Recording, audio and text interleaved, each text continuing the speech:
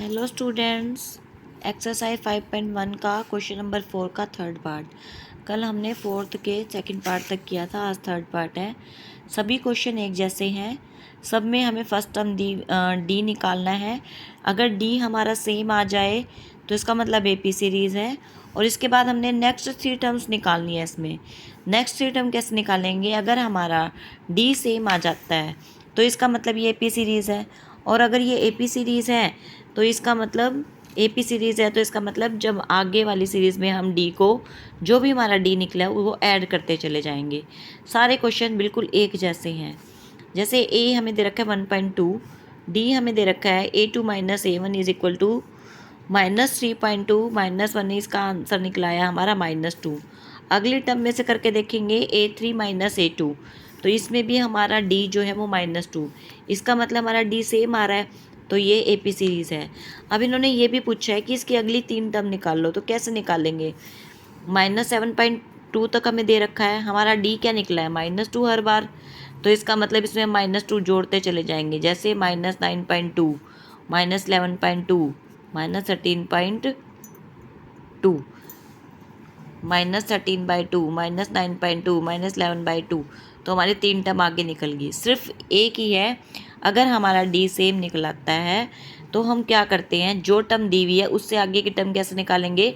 उसमें केवल हमने डी ऐड करते चले जाओ। क्या करना है? हमने डी ऐड करते चले जाओ। हमारी हम जितनी मर्जी कितनी भी हम इसमें टर्म्स निकाल सकते हैं। अब है अगला 3 प्लस √2, 3 प्लस 2√2, 3 प्लस 3√2। इसमें भी हम क्या करेंगे? फर्स्ट टर्म हमें दी हुई है, सबसे पहले तो हम इसमें डी निकाल के देखेंगे। A2 minus A1 is equal to 3 plus √2 minus 3। अब ये देखिए 3 से 3 तो कैंसिल हो गया, क्योंकि प्लस माइनस माइनस, तो 3 में से 3 गया 0, तो हमारे पास क्या बचा? √2। A3 माइनस A2, तो 3 प्लस 2√2 माइनस 3 माइनस √2।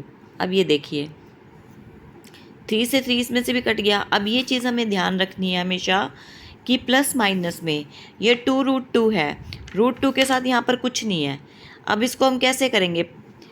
√2 के साथ हम क्या लगा लेंगे? 1। क्या लगा लेंगे? 1। और 2 में से 1 गया 1, क्योंकि प्लस माइनस माइनस होते हैं, तो हमारे पास क्या बचा? 1√2, मतलब कि √2। ऐसे अब हमारे पास डी सेम आ गया। क्या आ गया हमारे पास? डी सेम आ गया। डी सेम आ गया का मतलब कि ये हमारी एपी सीरीज़ है, ये हमारी एपी सीरीज़ है। तो इसकी नेक्स्ट टर्म कैसे निकालेंगे? अब हमारा डी क्या निकला? √2, तो अब आगे की टर्म हम क्या करेंगे? √2 ऐड करते चले जाएंगे। तो √2 ऐड करने के बाद हमारे पास क्या चला बन जाएगा? एक √2 ऐड किया तो 3 और 1 कितने होते हैं? रूट में रूट ही ऐड होएगा, 4√2, 3 प्लस 5√2, 3 प्लस 6√2। इस तरह से हमारी और भी आगे की टर्म्स निकल जाएंगी। हमने सिर्फ क्या करना है, हमारा जी जो डी आया है, अगर हमारा डी सेम आता है तो अगली हम एपी सीरीज़ की टर्म्स निकाल सकते हैं, क्योंकि वो हमारी एपी सीरीज़ है, तो तीनों टर्म निकल गई। इसी तरह से अगला क्वेश्चन √2 √8 √18 √32। अब ये देखो A2 माइनस A1 √8 माइनस √2। अब देखो, अब हम ये सोचेंगे कि √8 और √2 ये तो दोनों सेम नहीं है, इसमें से हम इसको कैसे घटा सकते हैं? अब ये तो दोनों क्या है? रूट में है। तो इसका एक तरीका है, हमें दोनों को √2 की फॉर्म में लाना पड़ेगा, ताकि हम इसको माइनस कर सकें। तो माइनस करने के लिए अब हम क्या करेंगे? जो √8 है उसको खोल के लिख लो बस। 2 सो 4 2 ज़ा 8, तीनों की रूट बना लो। √2 मल्टीप्लाई √2, क्योंकि हमारा प्लस माइनस √2 की फॉर्म में ही हो सकता है। अभी देखो √2 रूट कट के 2 बच जाएगा 2, और एक रूट हमारा बिना √2 माइनस √2। अब देखो 2√2 में से 1√2 घटाएंगे तो हमारे पास 1√2 बच जाएगा। क्या बच जाएगा? 1√2। इसी तरह A3 माइनस A2, अब √18 माइनस √8। अब इनको कैसे करेंगे? देखो इसको खोलने के लिए भी हम क्या करेंगे? √18 है यहाँ पर, √18 में क्या होता है? 3 3 ज़ा 9 9 2 ज़ा 18, तो इसको रूट की फॉर्म में लिखेंगे। √2 मल्टीप्लाई √3 मल्टीप्लाई √3, क्योंकि हमें √2 की फॉर्म में लाना ज़रूरी है, ताकि हम इसको माइनस प्लस कर सकें, क्योंकि हमारा आंसर √2 की फॉर्म में है। तो हमने अब देखो 3 को अगर हम 2 बार मल्टीप्लाई करते हैं रूट के साथ, तो वो क्या बन जाता है हमारा 3, और √2 अकेला बच गया। 3√2 माइनस 2√2, तो हमारे पास क्या आ गया? √2 आ गया। ऐसे ही √8 का करेंगे, तो रूट 8 को कैसे खोलेंगे, वही 2 2 ज़ा 4 2 ज़ा 8 है ना। और इसका क्या बन गया, फिर रूट से रूट कट गया, 2√2 आ गया। तो हमारा आंसर क्या आया, √2।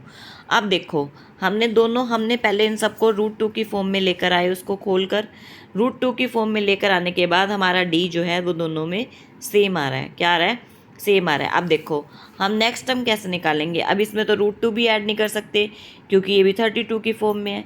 तो अब हम आगे की टर्म कैसे निकालें। अब देखो आगे की टर्म निकालने के लिए हमें क्या करना है, जो √32 है, √32 में प्लस √2 ऐड करना है। हमारा ये पोजीशन तो यही रहेगी कि हमारे √32 प्लस √2 करना है।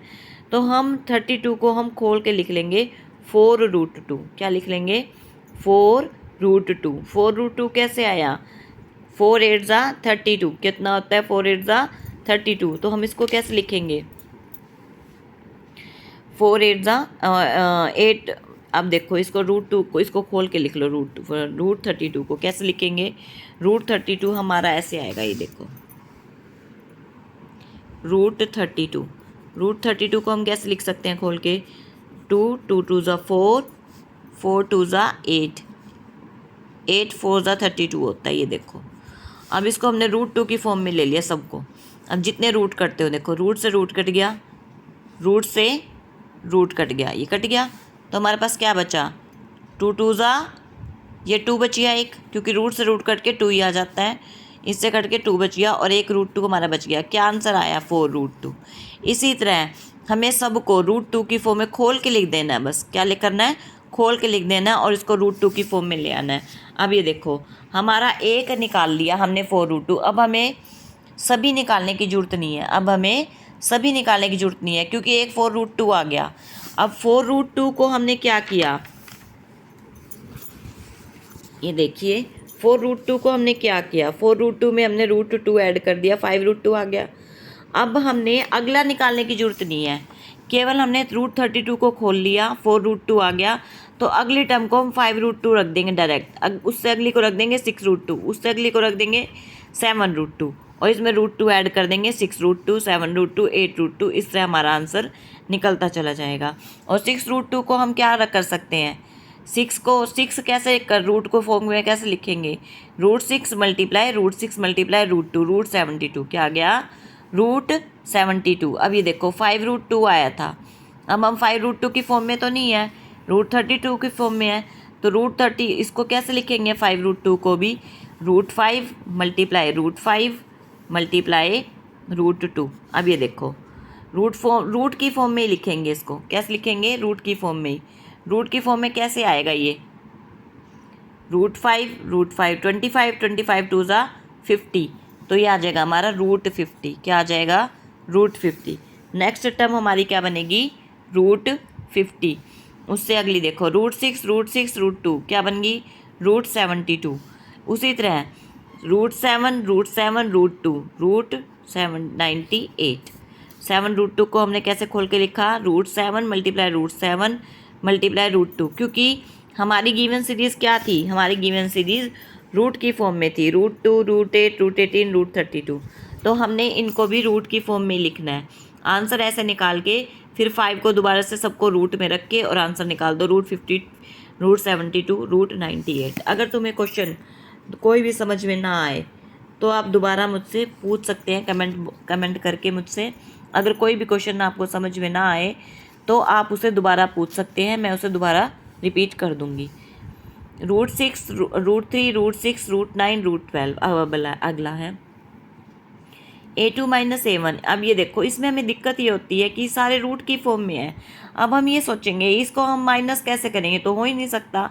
तो हम क्या करेंगे, इनको हमें सेम बैलेंस में लाना है, ऐसे रूट में लाना है ताकि ये प्लस माइनस हो सके। तो हम √6 को खोल के लिख देंगे, √3 मल्टीप्लाई √2 माइनस √3। अब देखो इसमें से दोनों में से एक कॉमन आ रहा है, √3। क्या कॉमन आ रहा है, √3। तो हमारा क्या बच गया, अंदर बच गया √2 - 1। इसी तरह से A3 - A2 √9 - √6। तो इसको हमने कैसे लिखा, √9 को खोल के लिख दिया, √3 मल्टीप्लाई √3 माइनस √3 इंटू √2। अब देखो इसमें से क्या कॉमन आ रहा है, √3 दोनों में है, √3 बाहर ले लिया, अंदर बच गया हमारा √3 - √2। क्या बच गया, लेकिन अब देखो डी तो हमारा सेम नहीं है, अगर डी सेम नहीं है तो हमारी ये एपी सीरीज़ भी नहीं है। AP series is not, it is not in AP series. किस में नहीं है? एपी सीरीज़ में नहीं है, और एपी सीरीज़ में नहीं है तो आगे की टर्म हमारी नहीं निकल सकती, तो ये हो गया हमारा क्रॉस। अब अगला देखो, 1 की 2, 3 की 2, 5 की 2, 7 की 2, 1 इसको हमने खोल लिया 9, 25, 7 7 49, A2 माइनस A1, 9 में से 1 गया 8, उसके बाद A3 माइनस A2, 25 में से 9 गया 16। अब देखो दोनों जगह क्या आ रहा है, 2 ही बहुत है डी निकालने के लिए। अगर 2 सेम नहीं आ रहे तो तीसरा सेम आ जाएगा, तो हम क्या कर लेंगे, सभी सेम इक्वल जरूरी होने हैं, तो इसका मतलब डी इज़ नॉट सेम, तो ये एपी सीरीज़ ये भी नहीं है। क्या कर देंगे इस पर? Cross, it is not in AP series. इसकी आगे की टर्म हम नहीं लिख सकते। सारे क्वेश्चन एक जैसे हैं, अगर तुम निकाल के देखोगे तो सभी निकल जाएंगे। जो भी क्वेश्चन अगर आपको समझ में ना आए तो आप वो दोबारा मुझसे पूछ सकते हैं। 1 की 2, 5 की 2, 7 की 2, 73 ये दे रखा है, 1, 125, 49, 73। अब देखो A2 minus A1 is equal to 25 minus 1, 24, A3 minus A2, 49 minus. अब देखो डी तो हमारा सेम आ गया, अब डी सेम आ गया तो डी क्या आया? 24, 24।